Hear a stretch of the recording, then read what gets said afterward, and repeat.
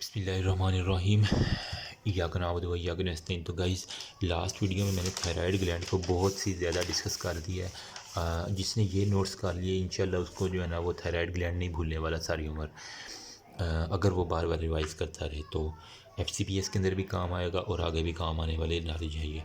अभी blood supply of thyroid gland बहुत ही important question है, बहुत ही इंपॉर्टेंट है, फेवरेट क्वेश्चन है। उस भी कह रहा हूँ सेंड अप वाइवा में पूछने वाली चीज़ें, और एनुअल के अंदर अगर आप पास्ट पेपर देखें तो आपको ये नज़र आएगा। मैंने एक इसका इंतहाई आसान तरीका मेरे पास था, मैंने इसको कहा कि चले अगर मुझे वो आता था तो मैं दूसरों के साथ शेयर कर दूँ, शेयरिंग इज़ केयरिंग। तो अभी मैं जो है ना जस्ट मुझे 5 मिनट के अंदर जो है ना ये ड्रा करने का अगर कहा जाए तो मैं मतलब 5 मिनट से भी पहले पहले आप समझाने के लिए थोड़ा सा टाइम ज़्यादा लग सकता है, लेकिन आप सिंपल क्या करना है, आपने थायराइड ग्लैंड को यूँ करके ना एक फर्जी सा थायराइड ग्लैंड में ड्रा कर देता हूँ। दरमियान में इस्तेमाल साइडों पे इसके जो है ना वो 2 लेटर लोब हो गया। इसी तरह आता है ना थायराइड ग्लैंड। बहुत इजी है, परेशान नहीं होना, बस देखने में थोड़ा मुश्किल लगता है, लेकिन आप साथ साथ स्टेप फॉलो करेंगे तो आप ये पीछे वाले डायग्राम का ये जो है ना वो स्केच ये मिस करवाएं, क्योंकि ये पेज ही दूसरे हैं, असल में मेरे पास अभी यही अवेलेबल है। अच्छा, हमें पता है कि हार्ट से क्या होता है, असेंडिंग कोयोटा, फिर आर्च ऑफ एयोटा, फिर डिसेंडिंग कोयोटा। तो जो आर्च ऑफ एयोटा है ना वो आपने यहाँ पे बना देना, सिंपल। ये आर्च ऑफ एयोटा हो गया, ठीक है। उसके बाद जो है ना आर्च ऑफ एयोटा के यहाँ पे राइट साइड ये वाली है हमारे पास, राइट साइड ये वाली हमारे पास है लेफ़्ट साइड। मैं बंदे को सामने से देख रहा हूँ, ठीक है, बंदे को सामने से देख रहा हूँ, ये हमारे पास राइट है, ये लेफ़्ट साइड है। अब यहाँ से राइट साइड में क्या होता है, सबसे पहले हमारे पास आता है ब्रेकियोसेफेलिक ट्रंक हो गया ना, ठीक है। ये जो आर्च ऑफ एयोटा नीचे से आ रही थी आर्च ऑफ एयोटा, ठीक है, ये ब्रेकियोसेफेलिक ट्रंक के अंदर जाता है, ठीक है। ब्रेकियोसेफेलिक फिर किसके अंदर जाता है, फिर उसने एक देनी होती है क्या उसे कहते हैं, सब क्लीवियन जो थे ना वो देनी होती है सब क्लीवियन, फिर वो एक्सिलरी वो फिर आर्म के अंदर जाके ब्रेकियल आर्टरी बन जाती है। वो सारे का सारा कोर्स सामने फर्स्ट ईयर में पढ़ा हुआ, ठीक है। उसके बाद एक इसने सब क्लीवियन ब्रांच देनी होती है, एक इसने देती है कॉमन कैरोटिड आर्टरी। बस कॉमन कैरोटिड आपने दोनों साइडों पे पहले बनानी है, ठीक है। अब लेफ़्ट साइड पे क्या होता है, लेफ़्ट साइड पे डायरेक्टली हमारे पास कॉमन कैरोटिड आती है, ठीक है, मतलब ब्रेकियोसेफेलिक नहीं आती, ठीक है। उसके अलावा जो होता है ना फिर जो होता है सब लेफ़्ट सब क्लेमर वो अलहदा से अपनी जो है ना वो ब्रांच निकालती है। ऐसी था ना यार, अगर ये छोटा थोड़ा सा मेरे ख्याल में, चलें गुजारा करें अभी यहीं पे। अब ये होगी हमारे पास राइट कॉमन कैरोटिड, ये हमारे पास होगी सारी की सारी लेफ़्ट कॉमन कैरोटिड। बस कहानी ख़त्म है भैया अब यहाँ तक। अब कॉमन कैरोटिड किस किस में डिवाइड होती है, एक्सटर्नल कैरोटिड और इंटरनल कैरोटिड में, दो में डिवाइड होती है। इसी तरह इसको भी एक एक्सटर्नल कैरोटिड में एक इंटरनल कैरोटिड में, ठीक है। आपने इसकी 2 ब्रांचेस बना देनी है। हमारा कंसर्न होगा एक्सटर्नल कैरोटिड के साथ, इंटरनल कैरोटिड का कोई काम नहीं है थायराइड से, ठीक है। यूँ करके ये एक्सटर्नल कैरोटिड और बाहर वाली साइड पे चलो मैं एक इंटरनल कैरोटिड बना देता हूँ। ये बस बहुत मज़े की डायग्राम बनने वाली है अभी। अब जो है ना हमारा कंसर्न मेन आर्टीरियल सप्लाई हो गया। अब हमने जो छोटे वाली है ना वो बनानी है कि इसकी जो ब्रांचेज इसको कहाँ कहाँ से आनी है। ब्रांचेज जो है ना वो एक होती है सुपीरियर थायराइड आर्टरी, एक होता है इन्फीरियर थायराइड, नाम में ही काम है। सुपीरियर थायराइड आर्टरी और इन्फीरियर थायराइड, एंड में मैं फ्लो चार्ट भी बना के प्रूव करूँगा कैसे superior thyroid inferior. Superior thyroid ये है हमारे पास है एक्सटर्नल कैरोटिड, ये है इंटरनल कैरोटिड। देखिए आप कंफ्यूज नहीं करना, आपने एक्सटर्नल को बाहर बनाना, इंटरनल का हमारे पास काम ही नहीं, इसलिए मैंने बाहर की तरफ बना दिया है। सपोज करके मैं पीछे से देख रहा हूँ, ठीक है, ये हमारे पास एक्सटर्नल है, ये हमारे पास इंटरनल कैरोटिड आर्टरी है, ये हमारे पास कॉमन कैरोटिड है राइट और लेफ्ट। एक्सटर्नल कैरोटिड से जो है ना वो आपने ब्रांच निकालनी है सुपीरियर थायराइड आर्टरी, ठीक है। मतलब एक्सटर्नल कैरोटिड से सुपीरियर थायराइड आर्टरी ब्रांच निकालनी है, ठीक है। यहाँ से भी एक्सटर्नल कैरोटिड से सुपीरियर थायराइड आर्टरी निकाल देनी है। सुपीरियर थायराइड 2 में डिवाइड होती है, एंटीरियर मतलब अब ये ग्लैंड का कुछ आगे वाला हिस्सा है ना, देखो ना यार, ये अगर ग्लैंड है, ग्लैंड का ये आगे वाला हिस्सा है, ये पीछे वाला हिस्सा है। आगे वाले हिस्से को एंटीरियर थायराइड करनी है, पीछे वाले को पोस्टीरियर थायराइड आर्टरी ने सप्लाई करना है। तो आगे वाली साइड पे जो है ना इसने फिर सुपीरियर थायराइड ने 2 में डिवाइड हो जाना है। एंटीरियर साइड पे एंटीरियर थायराइड, ठीक है, और पोस्टीरियर साइड पे चलो मैं ये इससे कर देता हूँ पोस्टीरियर थायराइड आर्टरी, ये हो गया, ठीक है। ये interior thyroid artery posterior thyroid artery हो गया। सेम इसी तरह सुपीरियर थायराइड जो है ना ये पोस्टीरियर थायराइड ये पीछे की तरफ जाके सप्लाई करेगी, एंटीरियर थायराइड जो है ना वो आगे की तरफ आके सप्लाई करेगी। सिंपल, और ये आपस में मिल जाएंगी, एनास्टोमोस कर लेंगी, ठीक है। पोस्टीरियर वाली पोस्टीरियर के साथ, इंटीरियर वाली इंटीरियर के साथ मिल के ये एनास्टोमोस कर, ये तो होगी ऊपर वाले की ब्रांच। अब इन्फीरियर थायराइड आर्टरी जो है ना, ये हमारे पास सुपीरियर थी, अब इन्फीरियर थायराइड आर्टरी निकालने का थोड़ा सा मसला है, ठीक है। वो निकालना आपके लिए इंपॉर्टेंट है। वो कहाँ से आएगी, राइट और लेफ्ट साइड पे आपने, यहाँ पे होता है सब क्लेमेंट की एक होती है मेरे ख्याल में थायरो सर्वाइकल ट्रंक ब्रांच होती है, ठीक है। सबसे पहले वो थायरो सर्वाइकल ट्रंक जो होता है ना, वहाँ से आपने निकालनी है इन्फीरियर थायराइड आर्टरी।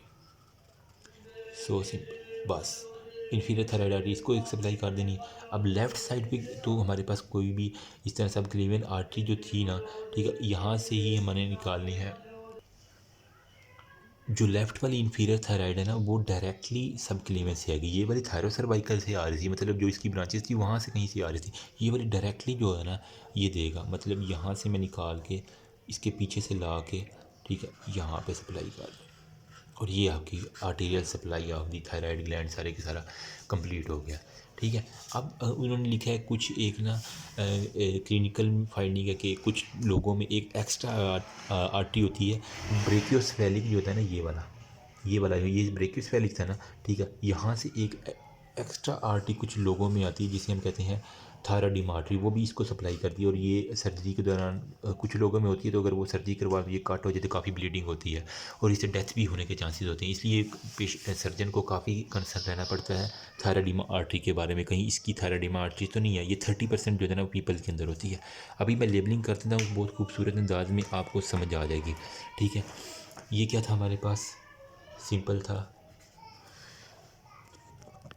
एक मिनट, मुझे फोकस थोड़ा सा इसका करने दें। ओके, ये था हमारे पास आर्चा पियोटा,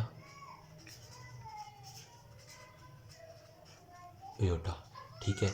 ये हमारे पास क्या था, मैंने कहा था राइट साइड पे ब्रेकियोसेफेलिक पहले बनती है ना, ब्रेकियोसेफेलिक ट्रंक, ठीक है। ये वाली जो थी ना हमारे पास राइट सब क्लीवेन के अंदर डिवाइड होती थी, राइट सब क्लीवेन। ये वाली इसकी ब्रांच थी कौन सी, थायरो सर्वाइकल ट्रंक थी, थायरो सर्वाइकल ट्रंक, ठीक है। थायरो सर्वाइकल ट्रंक थी। मेन पहले मैं बता रहा हूँ, ठीक है। ये लेफ्ट साइड पे जो है ना, ये वाली थी आर्च ऑफ एयोटा, ये यहाँ से डिसेंडिंग एयोटा सारे की सारी शुरू होगी ना, इसको आप कहते हैं ascending aorta, ascending aorta. Arch of aorta ये वाला जो नीचे जा रही है, ये है डिसेंडिंग एयोटा, ताकि एग्जामिनर को पता चले कि ये वाला जो था ना, ये था लेफ्ट सब क्लेमेन, ऐसे ही था ना, लेफ्ट सब क्लेमेन आर्टरी। देखिए आपने नीली मार्कर से बनाना है, ये ना हो कि रेड से बना के बैठ जाए, नंबर नहीं मिलेंगे मेरे। सिर्फ ब्लू से बनाना है, यहाँ समझाने के लिए मैंने रेड और गोल्ड सारे के सारे लगाए हुए हैं। लेफ्ट सब क्लीवेन हो गया, लेफ्ट सब क्लीवेन से यहाँ से भी था inferior thyroid artery, inferior thyroid artery, और यहाँ से थायरो सर्वाइकल से था इन्फीरियर थायराइड आर्टरी, ठीक है। और ये वाले जो था ना, सुपीरियर थायराइड आर्टरी थी, एक्सटर्नल कैरोटिड थी ना, एक्सटर्नल कैरोटिड, और ये था इंटरनल कैरोटिड थी। और ये वाले आप लिख दें common carotid, common carotid artery, ये भी है कॉमन कैरोटिड, ये है राइट कॉमन कैरोटिड, ये है हमारे पास left common carotid artery. Okay हो गया। अब ये वाले थे हमारे पास एक्सटर्नल कैरोटिड से आ रही थी सुपीरियर थायराइड आर्टरी, यहाँ से भी आ रही है कौन सी, superior thyroid artery. Superior thyroid जो है ना, वो एंटीरियर ब्रांच में, एंटीरियर डिवीजन में, पोस्टीरियर डिवीजन में, मतलब ये वाली डॉटेड वाली मैंने कहा था पोस्टीरियर डिवीजन है, ये भी हमारे पास है पोस्टीरियर डिवीजन। ये वाली फ्रंट वाली जो है ना, वो होता है एंटीरियर डिवीजन, ये भी आप कर दें एंटीरियर डिवीजन, ठीक है। और ये वाली एक रह गई है जिसे हमने कहा था एक्सेप्शनल 30% पीपल के अंदर, ये आप लिख देंगे साथ क्या होती है, और ये ब्रेकियोसेफेलिक ट्रंक से आती है थायरोडीमा आर्टरी, मतलब थायरोडीमा आर्टरी। सो सिंपल है ना, मज़े का ये डायग्राम। होप्स हो कि आपके लिए इजी हो गया होगा थोड़ा सा, ज़्यादा नहीं तो कुछ ना कुछ तो आपको समझ आ ही गया होगा। तो गाइस अपनी तरफ से मैंने कोशिश की, आप जिसने स्क्रीनशॉट लेना वो स्क्रीनशॉट ले लें। अगर किसी को फिर भी समझ नहीं आई तो वो मुझे कमेंट सेक्शन में बता सकते हैं, ठीक है। अपनी तरफ से मैंने पूरी कोशिश की है। मैं आपको अगर बुक से दिखा दूँ तो ये उसने लिखा हुआ सुपीरियर थायराइड आर्टरी, ठीक है, इन्फीरियर थायराइड आर्टरी, ठीक है, और 3% इंडिविजुअल में, सॉरी मैंने 30% लिख दिया, 3% है ये, ठीक है। 3% इंडिविजुअल में जो है ना वो थायराइडिमा आर्टरीज जो होती हैं ना वो आती हैं। इसके अलावा accessory thyroid artery from tracheal और एसोफेगल, कुछ वो कह रहा है कि एसोफेगस और ट्रेकिया से एक्सेसरी थायराइड, वो तो आनी ही आनी है ना, ठीक है, क्योंकि थायराइड ग्लैंड के बिल्कुल पीछे वो ट्रेकिया और एसोफेगस होते हैं, कुछ ना कुछ वहाँ से ब्रांचेस भी आ जाएंगी। और क्या कह रहा है, और बस आर्टिडोर फोर्थ में बस यही है। इस सुपीरियर थायराइड की, हाँ सुपीरियर थायराइड की भी एंटीरियर और पोस्टीरियर ब्रांच जो मैंने यहाँ पे दिखाई है, एंटीरियर और पोस्टीरियर ब्रांच सारे के सारे। होप सो कुछ ना कुछ आइडिया होगा। अभी मैं नेक्स्ट वीडियो में बता रहा हूँ नर्व सप्लाई, बहुत इंपॉर्टेंट है nerve supply of thyroid gland. अगर यहाँ तक किसी की क्वेरी है, कुछ मुझसे गलती हुई तो आप मुझे कमेंट सेक्शन में बता दें। देखें आपको समझ आ गई, दूसरों को लाजमी समझाइएगा, दूसरों की मदद करें, अल्लाह पाक आपकी मदद करेगा। Remember me also in your precious prayer. अल्लाह हाफिज़, थैंक यू।